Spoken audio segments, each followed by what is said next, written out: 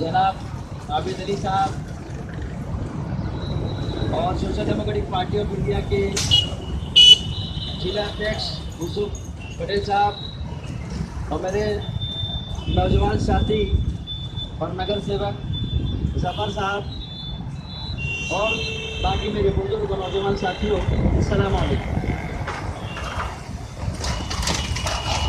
आज popular front of India की जानिब से पूरे मुल्क में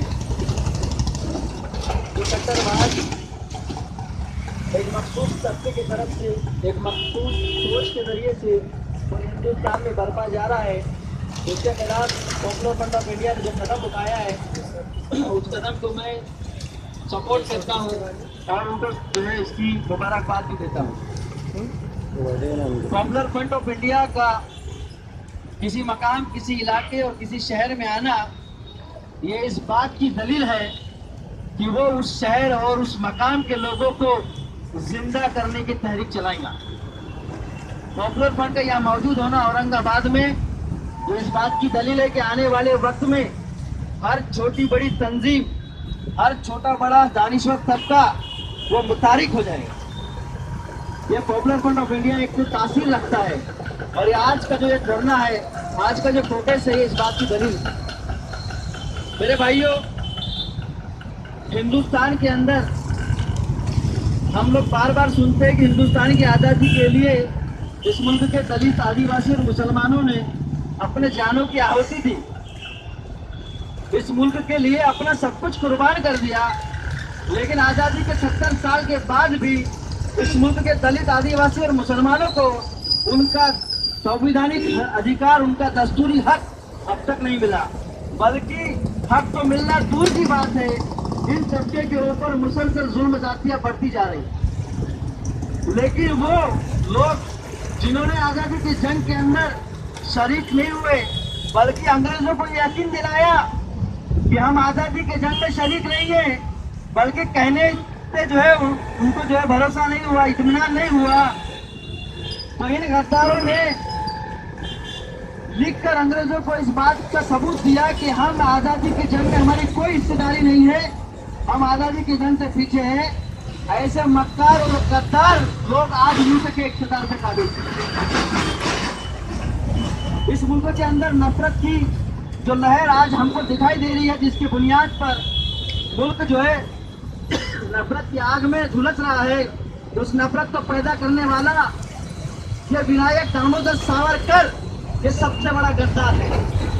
अगर आज हम लोग उसके ऊपर लानत भेजे, करोड़ों करोड़ लानत भेजे, तो वो भी कम है। लेकिन ये विनायक दामोदर सावरकर को, जो मुल्क का सबसे बड़ा गद्दार है, इस विनायक दामोदर सावरकर को ये फिरका परस्त ताकतें वीर की पदवी देती, जिसने हिंदुस्तानी मुसलमानों, दलित और आदिवासियों के खून को बहाया, और मुसलसल जो खून बहाया जा रहा है उसके पीछे इस सावरकर का हाथ है, उसको जो है ये वीर कहते हैं। ये वही विनायक दामोदर सावरकर है जिसने हिंदू महासभा की जो है स्थापना की। ये हिंदू महासभा कोई हिंदू धर्म की रक्षा के लिए नहीं बनाया गया था। हिंदुस्तान के अंदर जो हिंदू राष्ट्र की बात की जा रही है, हिंदू राष्ट्र के बुनियाद पर इस मुल्क के दलितों को, इस मुल्क के मराठाओं को, मातंग को और ओबीसी को, एसटी ओबीसी को, जैन समाज के लोगों को इकट्ठा करने की जो कोशिश की जा रही है, और ये फिरका परस्त ताकत है, चाहे वो कांग्रेस की शक्ल में हो, चाहे बीजेपी की शक्ल में हो, ये हिंदू राष्ट्र को की बात कर ये लोगों को इकट्ठा कर रहे हैं और हिंदुस्तान के 15% मुसलमानों को दुश्मन बताकर उनके ऊपर जुल्म ज्यादती करने की कोशिश कर रहे हैं और उसमें वो कामयाब भी हो रहे हैं। मैं ये बताना चाहता हूँ कि हिंदुस्तान के अंदर कोई माई का लाल अगर इस मुल्क को हिंदू राष्ट्र बनाने की बात करता है उसकी बात सिर्फ बात रहेगी, हकीकत कभी भी हो नहीं सकती।